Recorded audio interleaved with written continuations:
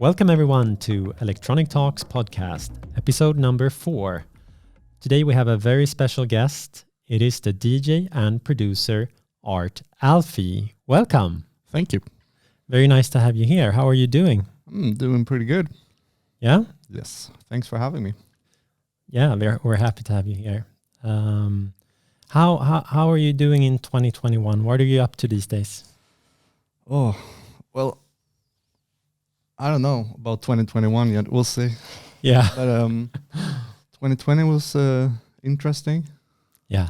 I mean, it was probably a tough year for everyone. Yeah, definitely. But, I mean, it wasn't too bad for me. I think it was okay. I had some good stuff, some bad stuff. Yeah.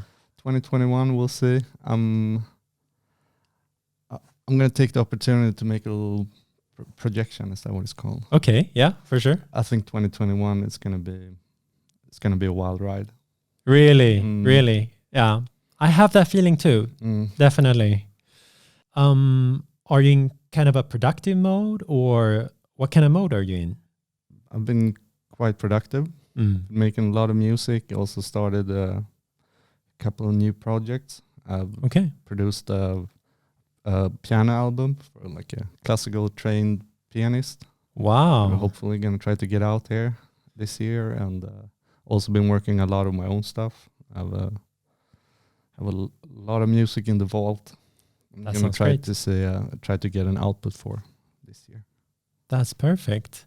How was it working with a classical album? Have you done that before, or was it the first time? It was the first time. It's not exactly a classical album. It's not a classical album, but he's a classically schooled pianist, so it's a very technically sound and very good pianist. But we had a great chemistry. Yeah. Yes, there was something interesting happening in the meeting. Wow. Yes, and we actually been doing some small concerts. Very small concerts during the whole fall, but just like 15 people in a rather large space.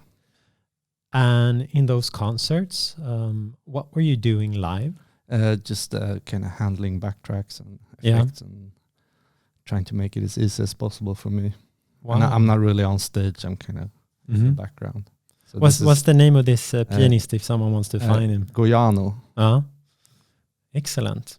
Yes, he's been like playing in the streets for a few years, just like making it like the core of his living from that, and then he started making like techno parties. Okay, and so he's kind of into that scene, but it's absolutely not a house or dance music album. It's more of it's a piano album. Great. Yes, I'm very happy with it. So we'll see what happens. Yeah, that must be great having something different going on than usual.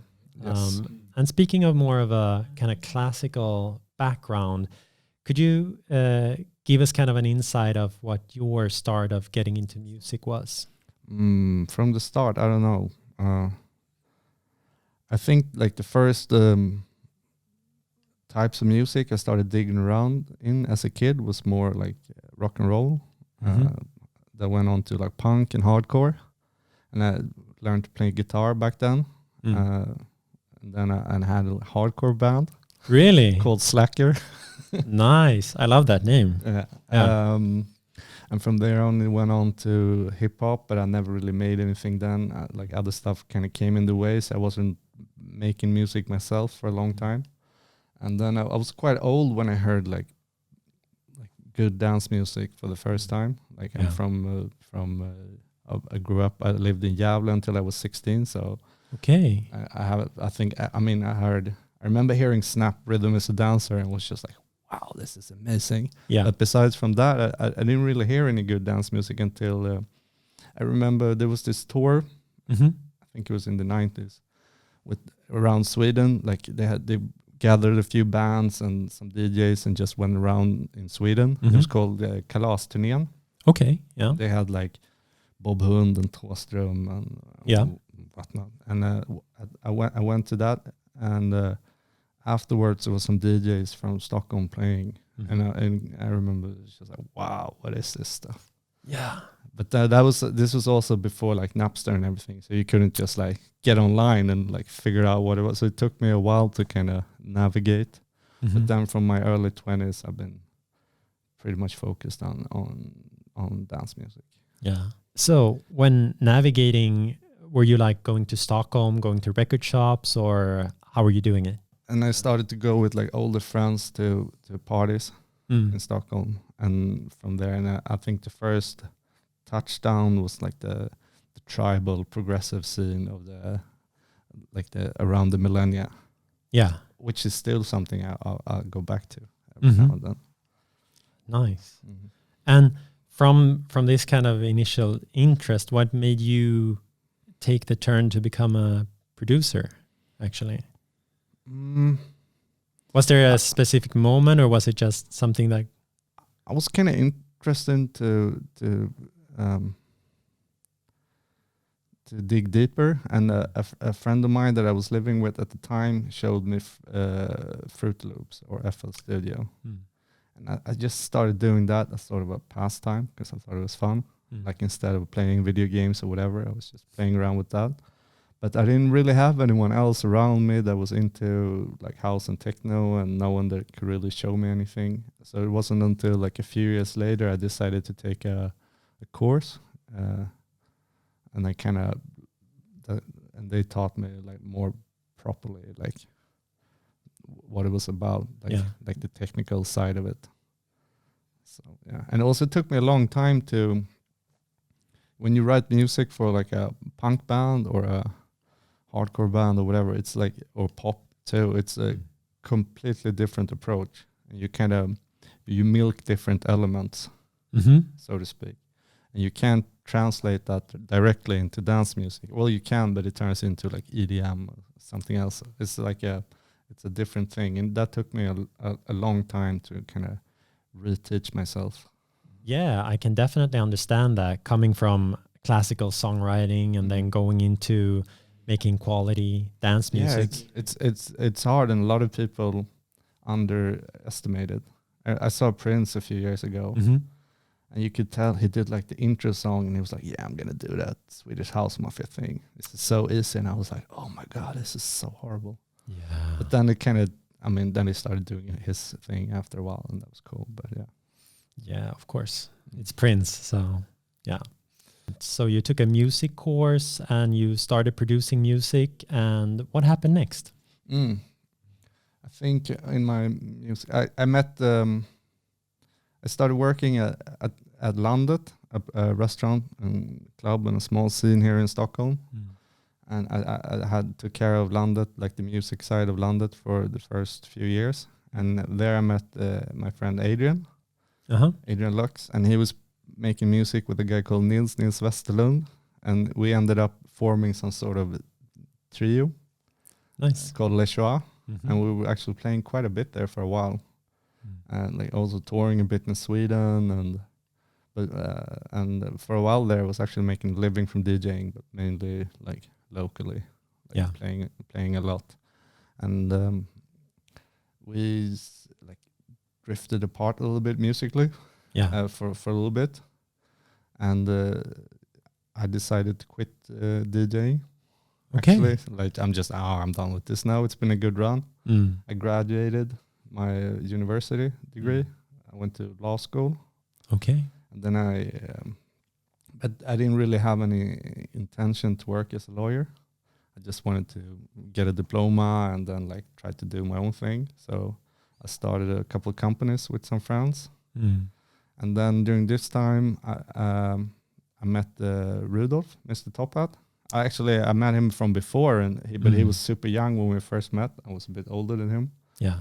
And we just kept in touch. And like one of the times when we hooked up, we made some music together. That was I think the first song was Marlboro Light. Oh, okay. And before that one was completely done, we started on King Hassan. And before that was done, we've done like Stick Baby. And then like after a while, we had like a few songs that was like, this is really good stuff. We should release this.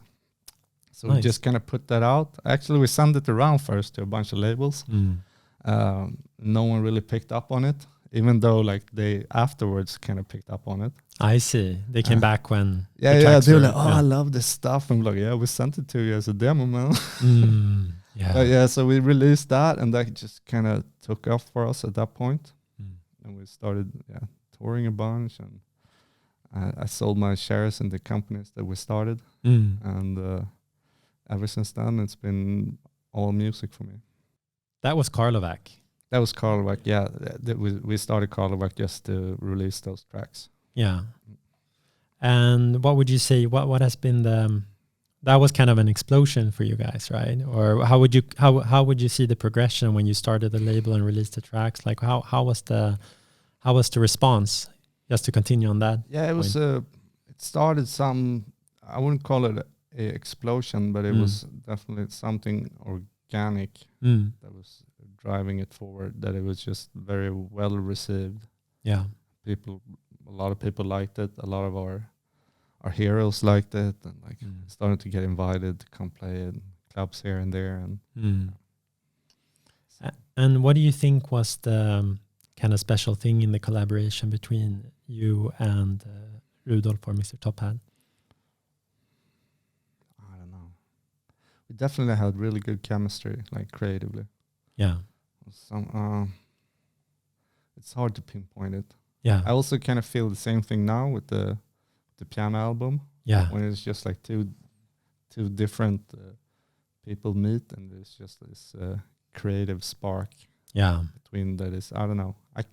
I also don't really want to jinx it. I don't want to talk too much about it, but it's sometimes it's just like things fall in place. I don't know. It's interesting with to be creative with someone else too, as at least with music, because it can be super beneficial. Like when you start with a song, you sit with all the sounds and you kind of develop a loop. You kind of get lost. You can't see the forest because all the trees in a way. Yeah. But then someone else can come in and just be like immediately like, yes, it's all about this sound here. You should start with that and then bring on this one and then take that away and then that in. And like, which is very hard to do when you've been sitting with the sounds for a long time. So it can be very beneficial to work with two people when it works out. So you kept on and you were touring quite a lot with that? Yes, with that, and then just by myself for a few years, and now it's obviously kind of stopped. But so we'll see. How was the transition for you? Since you had been a solo artist, how would you describe the transition going into that mode? I don't know. I've also been making music by myself during the whole time, so it wasn't really that. It wasn't that big of a deal. I just kept on doing it, but you had to do it all yourself. I mean, there's good stuff with that, and there's bad stuff, but it's okay. So you've been releasing quite a lot of EPs, and you released one album, which is Reveries Off. Could you see kind of a benefit to collecting songs in that kind of way, and how did that affect your work? I mean, I think you have to have like some sort of a new kind of like a context or whatever that you want to show off if you make an album. It doesn't make sense to make an album with 10 EP tracks or like. No. You have to like have some sort of world you want to build or something. And for me at that point, it was a good timing because I actually made the album maybe like a year and a half or 2 years before it came out. But it was like I could do stuff that didn't really fit in the Karlovak collaboration. That was a bit more melody, a bit more, I don't know. It's a little bit different. It was just a step away in a different direction. So that was interesting for me, and also like super happy to release on Studio Barnes. Oh, of course, yeah. Fucking legendary label. Yes, definitely. So that was something I'm very, very proud of, I suppose you could say. And happy about and thankful. And now I'm working at a new album, or a few, perhaps. I don't know. Okay, yeah. Exciting. Yes. So in Reveries Off, you have this kind of cover that is going inside your head, inside your mind. is that the kind of trip you're on, or what's the kind of beat you're on nowadays? It's another step in the same direction, I would say, but one more step away. Yeah. And between then and now, you were also working on another label, right? Yes, I started like a small label called Velvet Pony. Yeah. For myself, and I wanted to be just to have an output for myself and friends, and I wanted to keep it very IRL in a way. Yeah. I don't really accept demos. I'm not looking to release any big names. I just want to put out all the good stuff that I hear around me all the time. Yeah. That was the beginning of it. Like this, like, and also there's like a lot of times when I DJ, it's mostly, not most of it, a lot of unreleased stuff from just like myself and friends and people around me here in Stockholm or like that I have like relationships with. So I thought it would be cool to have a platform for that. Definitely. And being able to kind of output the stuff that you're playing anyways, and the stuff you're hearing. Yes. So far it's been going pretty good. I really like the output, and I think we're on the 9th release getting pressed right now. Great. So the first. Have you announced it yet, or No. Okay. Just waiting to get back I have the Digimasters, but I'm want to get the test press and the date. Okay, it's a VA from, I think it's a song from myself. It's one from an Italian guy called Luca Casal that I've met like over the years. Yeah. And there's one song from Adrian Lux and Loon. Okay. Like the people behind his smash hit Teenage Crime. I think this is actually now they released a song together, but so exciting. Otherwise it would have been the first song from them since Teenage Crime, but they did one now. And then there's one song from Måns Glaser and one song from Sebastian Gooding and Andy Roddick. Okay. Did I forget one now? I think that was it. Excellent. Otherwise, I'll apologize. No worries. And we can expect that in 2021 then. Yeah, for hopefully. Sure. As soon as possible. Yeah. Next couple of months. Great. And you'll announce that on your Velvet Pony label. Yes, there and wherever you can. But it's super hard to get the message out these days. They've been tightening up the algorithms, or I haven't learned them properly or whatever. Yeah, we'll make sure to link both the Velvet Pony and your page. Thank you. For anyone interested, of course. But you also have this little side project on SoundCloud called Milli Islands, right? Oh yeah. I started a mixtape series.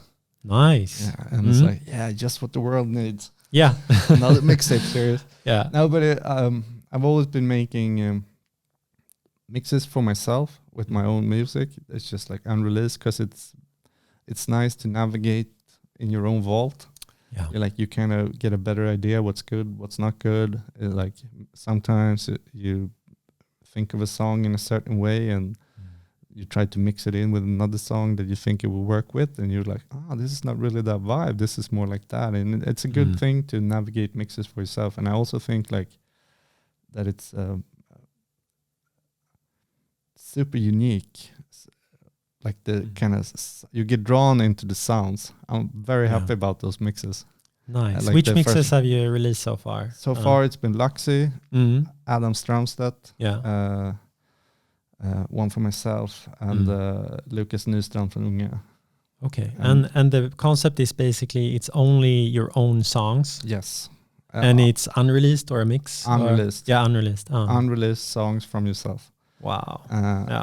And it's the idea come from a few different places. I would say, like one is from like the southern hip hop scenes that were very driven by giving out mixtapes. Yeah. Like the whole the name of the mixtape series is a little nod to Lil Wayne. Okay. Yeah. His smash hit Milli Yes. Islands. But also like from different experience, and also from what I've told in the beginning, how I've been always making those kind of mixes for myself, Yeah. because it's been beneficial for my own creative process. Mm. And also that I remember like a long time ago, I went with Adrian to Uppsala, Mm. and he had some sort of live-ish set, and I was there, and I knew like all the songs from before, and I could see how like the whole, like the kind of drew people in a way, Yeah. because there's this red thread that goes through all the songs. It's the same producer, so it kind of sticks together in a different way. Even though the songs could perhaps be completely different in one way, there's also this red line that connects them. Yeah. So, it's something quite interesting. Yeah. And it's also a little bit, I think this, people make music a little bit in different ways. Mm. It seems like there's some people, they make like one track, and they make that track and they work on that on like 1 month, and then they release it. So they don't really have a vault, but a lot of people have like loads of music. Like I have a lot of music, and it's like, I try to pick like the little diamonds to release or something that's special, but it's not like the other music doesn't fill a purpose. Yeah. So you can kind of put them together into like a new entity, and you can kind of get some sort of 1 + 1 = 3 effect from doing it.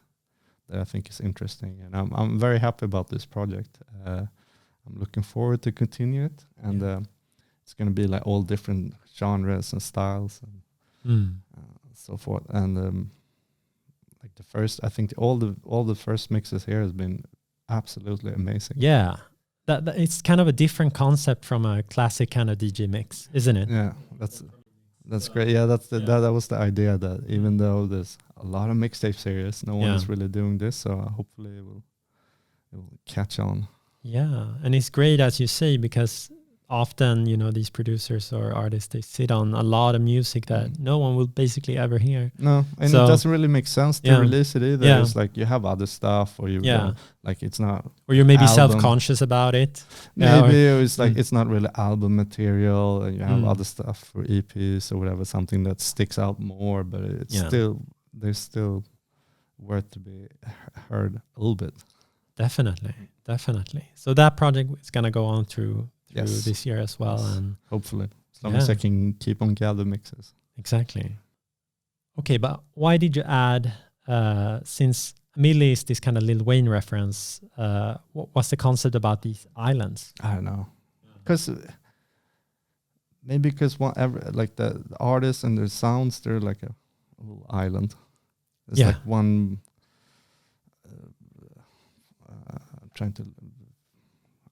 I'm scrambling for the words in English here.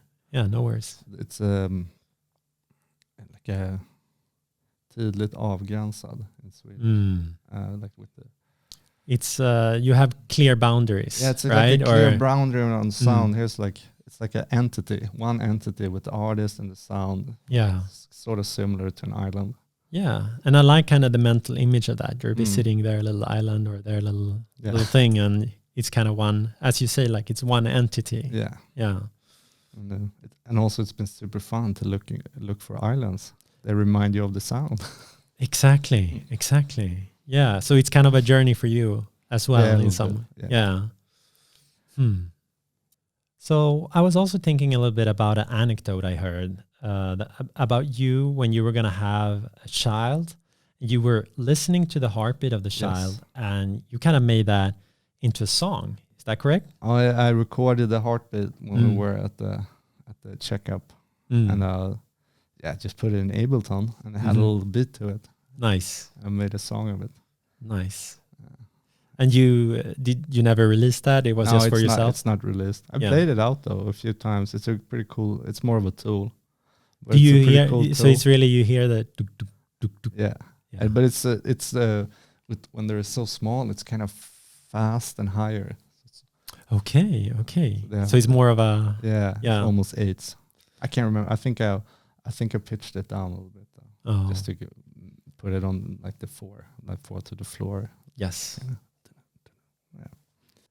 Is that kind of indicative for your creative process, kind of gathering samples and sound almost from wherever? Yes. Mm. I've been sampling a little bit less lately. Yeah. Or actually a lot less. Just been more into playing synths by myself. And but I still use a lot of like field recordings and like weird stuff I find. But then actually I've been sampling a lot lately. Now I'm sitting and lying. But like in general, I've been sampling a lot less lately. But I was asked to do some remixes and edits for a reissue label. Okay. Called Fantasy Love that is run by Leolix and another guy called James. And they find the obscure bangers and re-release them. So they have a little catalog. So I've done a few edits and remixes, or not remixes, but like sampling from that. Yeah. And we're gonna do something around that, I think. Wow, that sounds exciting. It's is it from a specific era, or is it more kind of from different periods? 70s, 80s, I would say. Yeah. Okay. Like funk, a bit of disco. Nice. But I was going to show one of the original songs for a friend the other day. So I couldn't find the video of it. And they hadn't done their release yet. Right. Couldn't find a video, but I went into the Discog page for it. Yeah. And it was like, I've never seen a page like this. Yeah. It's like like 250 want, never sold. Oh, and like wow. Someone had like written in the comments like, yeah, I really want this record, hit me up. And then it was just like a bunch of people making fun of him. Okay. Wow. But then it seems like the great idea to kind of re-edit it or release it. I mean for them, but they're super diggers. Yeah. And like Leolix is amazing taste in music and like the best digger, and like a lot of like the stuff I've been sampling over the years have come from him in one way or the other. What about you? Are you a crate digger? Are you a lot about finding records? And yes and no. I mean, I like to go and search for records and listen to stuff, but I'm not really like, I don't have like a catalogizing brain. I see. Like I remember names of labels or artists and songs. I remember I can remember songs from my burnt CDs, how I'd written on the little paper in the folder, and kind of where in the folder it's at. Yes. But I can't remember the name of the song or the artist. But that song. More kind of on that CD, that's in that case. So I think it's better suited if you're like, you like to collect stuff and you have a brain that remembers in that way. It makes you, I think you're more inclined to be that sort of a digger. I mean, I keep track of my stuff and I follow my labels and my artists, and I rather buy records from the €1 bin than from the €50 bin. And, and kind of find something randomly. Yes. And don't make things so difficult for myself. And just like, do I like this? Do I not like this? Yeah. Like yes, no. Yeah. Go with the feeling. Yes. So that's something that I really enjoy doing. If you're out traveling, if you have a few hours out, like just go to a record shop. Yeah. Pick out like 10 records that for whatever reason seems a bit interesting. And just go through them and see if you find something you like. Yeah, that's definitely a great activity for sure. So you're not this kind of classic collector type, but you kind of mentioned that recently, even though you've done sound sampling, you've been a lot like working with synths and synth sounds. Yeah. Could you talk a little bit about that process? Like what kind of synths are you working with, and what kind of sounds are you looking for? I just wanted to move away from sampling a little bit because you have to keep on moving in your creative process, and I want to play more and find out more. And I don't have like super lot of synthesizers. I have a few. I borrowed a few, but the one that I like the most is probably my SH2. It's been around for a while. How would you characterize that sound? like gritty analog, very good for basses. Okay, so for bass lines and stuff like that. I also think that a lot of the newly made synthesizers are pretty good and also great value. Yeah, especially compared to a lot of the old ones. It seems like kind of a dangerous track to go on to get these kind of synthesizers from the 70s and 80s, you know. Yeah, they're just becoming more. I mean, they haven't gone down in price as long as I've kept track. So yeah, maybe it's a pretty safe way to store your money. I don't know, but yeah, one starts to wonder when I don't know. For me personally, I can't find it like the way my economy looks now. I'm not gonna pay 4,000 euros for like a drum machine for like a 909 or whatever. Yeah. And I mean, I like my Innovation drum station. Yeah, come on. Yeah. I mean, as many people say, it's not just a tool, it's the process as well, you know. Yes. Yeah. But it's something like the way you make music with the synthesizer. I think sometimes that's almost like the biggest thing, that you just like play stuff and you record it and you get it in audio right away. You can't mess around with it. Like the software synthesizers, they are great too, but they're a bit, for me, I find them a little bit more tricky to work with in a way, because it can sound really good, and then you start to like you pull a little like a little knob here and a little knob there, and then you don't really realize until afterwards that like fuck, now it sounds like shit. Oh right, yeah, and then you've already altered it. Yeah, you're not really sure what it was. Was it that I changed the release that made it sound like plastic or whatever? Yeah, that's very true. But with the analogs, you just record it right away. So you mentioned briefly when you were talking about Adrian Lux doing some live set in Uppsala or whatnot, like that kind of feeling. What's your relationship to live, like the act of playing live or that whole thing? I played live once. It is difficult, and there's also levels to it. I mean, you can make it super difficult for yourself, or you can make it very simple for yourself. And I mean, there's also a lot of nights have live sets put on. Yeah, and I'm not sure if it's because it's that great, or is it because usually shorter, so you can get more names on the flyer without taking up time? I'm not sure. Yeah, maybe a little bit of both. I don't know. A little bit of both. Yeah, but I mean, I'm sure you could do it quite interesting. I did one live set. Not last year now, but like the year before. Yeah, at the party at Dragon Gate here in Sweden. Oh right, yeah. That was an amazing party. Since I'm from there, my parents live up there. I've been going past that building. Yeah. I can just maybe tell everyone. It's like this crazy Chinese guy came here and built like a replica of an, I don't know, what is it, like a Chinese hotel with a courtyard, and it looks very oriental. Looks kind of like a Chinese castle, and aren't there Buddha statues and all this kind of stuff? Yeah, big cats, golden cats and stuff, and. You've been going past that for all those years, and it's in the middle of the woods. Then my friend here in Stockholm somehow managed to rent it. Wow! For like and to do like a proper party. I don't know. It's never gonna happen again. It's a one-time thing. It's amazing, and I'm super happy I got to play there. And that was the place you decided, like, okay, now I'm gonna try this live thing out. Yes. Yeah. I can do a live set. I think he asked me. Like, and I was like, yeah, sure, for that. I'll make a live set. So, I brought a bass player with me. Okay. Yeah. I played like the bass lines, so I removed them, and I tried to have one thing that I kind of did live on each song, and then the rest was just backtrack. Yeah. So I could have probably done it more, that I controlled all the loops and all the sounds. But right. I had like one sound for each song and like the bass player. Yeah. But isn't that kind of normal when you start playing live to do it just step by step?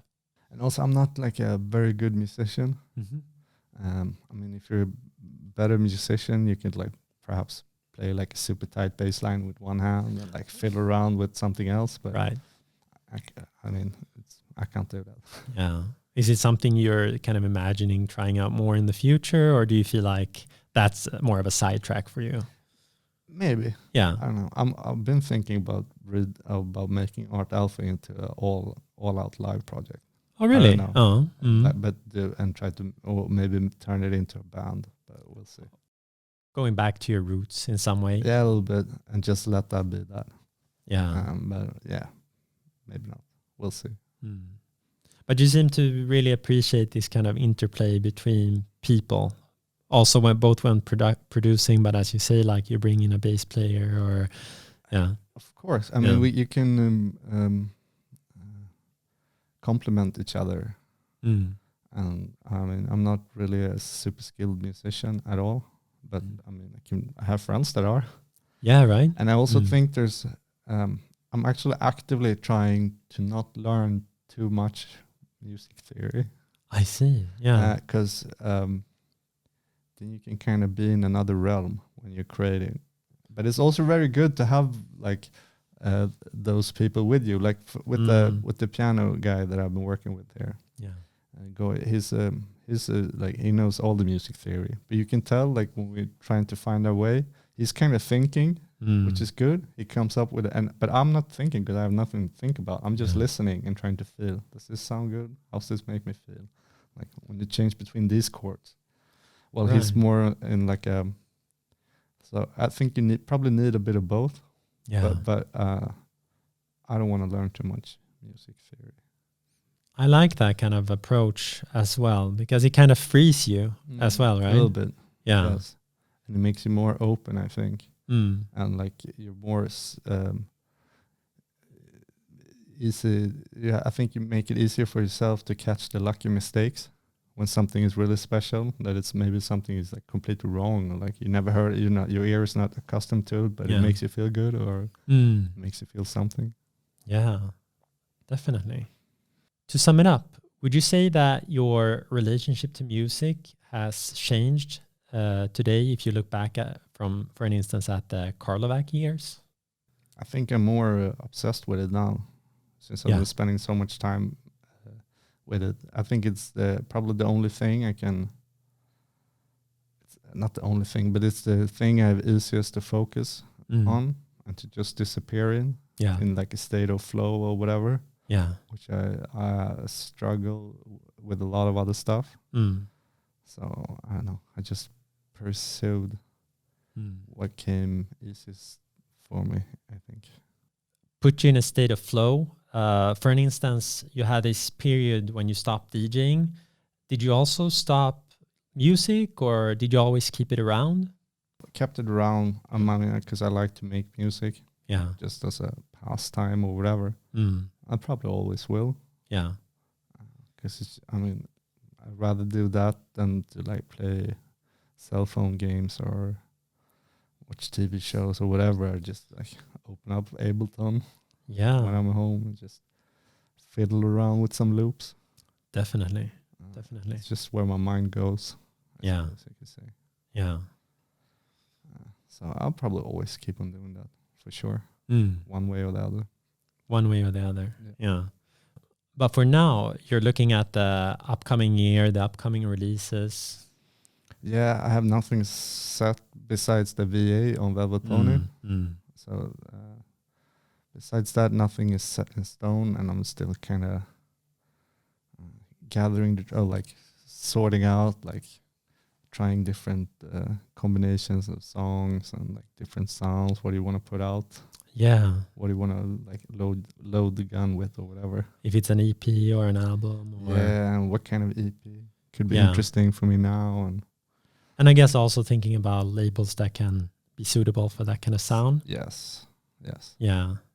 Because you worked with quite a variety of labels. You also worked with Toytronics before, for an instance. Toytronics, yes.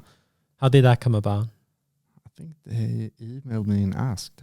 Yeah. And I've been playing some of their releases and kind of like the energy and the attitude of the label. So I'm very happy about the EP. I thought it was happy it came out. Yeah, that's one of my favorites. I really love that. All right, thank you. Yeah. So I'm happy those songs are out, and I don't know, maybe I should hit them up again. Yeah, definitely. I think they're quite full. I think because he usually works, they have like a long, quite well organized and release a lot of stuff. But I think they're probably pretty. Yeah, there's always kind of a back order of stuff that's gonna get released. So we'll see. But like now, I'm almost most focused to get the piano music out. I find a good home for that. Yeah. Yeah, it sounds like kind of hard to kind of grasp the genre, or yes, it's a bit different, but also it's quite accessible. Yet something quite new, I think. Yeah, so it's one of those things that in my head I see it as something that everyone can like. Yeah, I see. So this could possibly something that someone who's into other genres would also like. Yeah, but like if you're in like the people that are into, I don't know, the Eurovision or whatever, could probably like this, but also like stuff like other people like myself or whatever, with people with a bit more slimmer preferences could also like it. It seems so. I have that sounds like a great combination. That's super exciting. Yes. So you're kind of in a mood of discovering new soundscapes. Yeah, with that for sure. Absolutely. But also with the other stuff, I'm making a lot of more beats almost, and like working with having more guests and more vocalists and like instrumentalists coming in the studio. And that's great. More kind of a different kind of organic experience. A little bit, yeah. Is there something else that you have going on you want to talk about, or do you think it feels like we've mentioned a lot of the stuff going on right now? No, not really. I feel this is the question, or if I was a little bit better, I should have thought of something. No worries. That's kind of my job. But I was just wondering if you had something popping into your head. No, not really. You're saying 2021 will be a wild year. So we're really going to look forward to your different outputs in different ways coming up this year. And a big thank you for coming in today. We really appreciate it. Thank you for having me. It's been a pleasure. Thanks a lot, Art Alfie. So that's about it for today. But please make sure to follow us on our audio podcast or find us on YouTube by searching for Electronic Talks Podcast. Thank you so much for today.